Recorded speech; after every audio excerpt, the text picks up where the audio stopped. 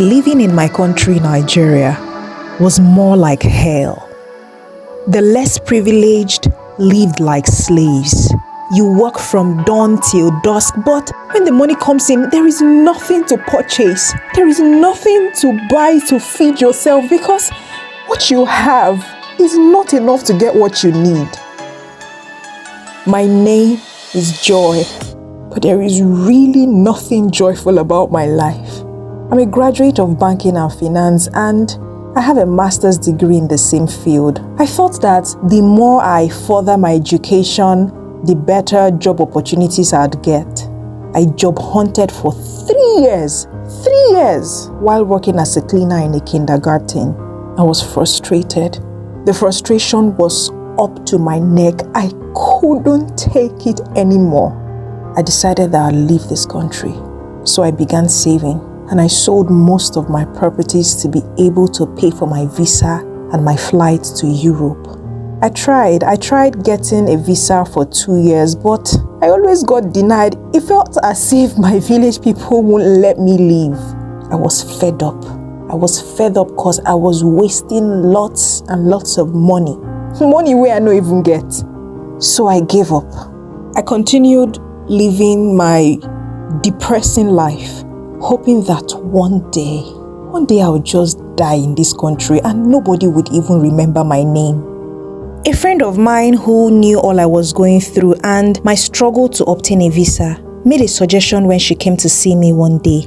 She asked if I had considered going through the sea, since I had tried to get a visa and it's not working out. I thought about it, and then I remembered that I had thought about it before. I thought about it and I was scared. I was scared because I've heard stories about thousands of people who die following that route. But as I was thinking about it now, I wondered where my fears had gone. I was determined this time. I'm already a walking dead. So it's better I die trying than die whining. So I started the process. I found out all I could about a journey like this. Who to meet, how to get ready. I did my digging. After paying my connection man, he advised me to have enough money on me because I would need it on the road. I bought food items, a gallon of water, a blanket, sanitary pads, so many things. And it began. The time finally came for us to hit the road.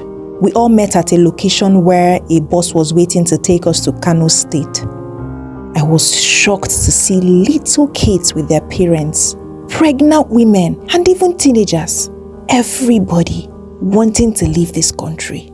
If only we had a government that cared for the common man, nobody would want to leave. We prayed for journey mercies before hitting the road, and then we started.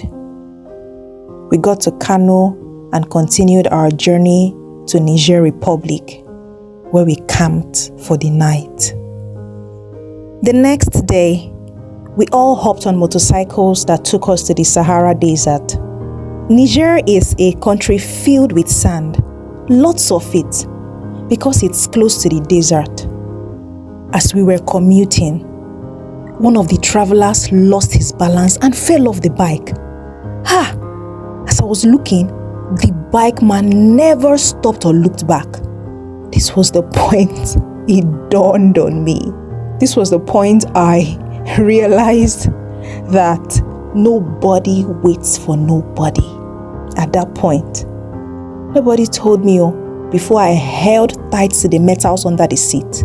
Abego, I know one here story. We finally got to the desert where we hopped on pickup trucks with people from different countries who took different routes to get there.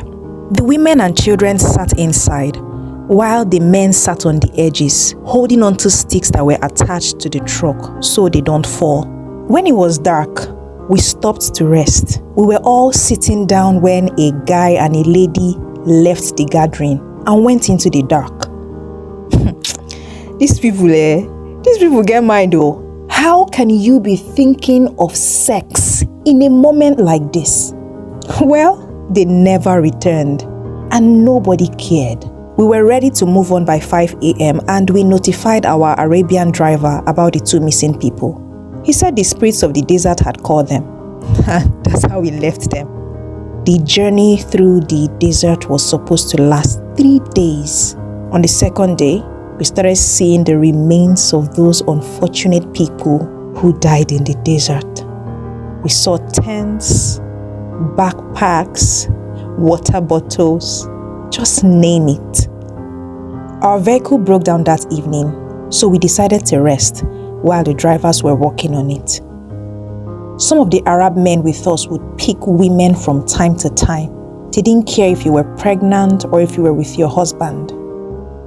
Refusing to go with any of them would make them put a bullet in you.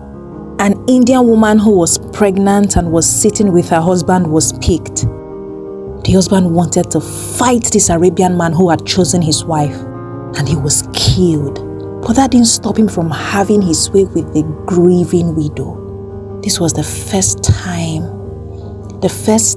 I ever appreciated racism. They didn't pick us blacks because of the color of our skin. By morning, the truck was still in a bad shape. We had to leave the vehicle behind and kept moving on foot. We walked and walked until the sun was burning our skin. My gallon of water had finished by now and we were all thirsty. There was nothing I wouldn't do to drink water at this point. We got to a well and we were all happy to finally get water. But this well was no good. This well was where people who died in the desert were thrown into. I fetched mine to drink. And the moment I fetched mine to drink, I saw a finger in it. A human's finger. But there was no choice. I picked out the finger and I drank the disgusting water. I still filled my water bottles for the journey ahead. And we kept moving. We were supposed to get to Libya that night, but it took us another 3 days on foot to get there. Some people couldn't make it, so they stayed behind. All I could think of was their bodies would be the next to be seen by the next people traveling through the desert. I couldn't believe I was among those that made it through the desert. I was happy. I was happy because I thought I had covered half of my journey. We landed in Katron, a village in Libya, after the desert. Our connection man from Nigeria picked us up and put us on a bus. He was taking us to a ghetto where immigrants live, but our vehicle got hijacked by local militias and we were taken to a detention center in Zintan. This was where my journey began.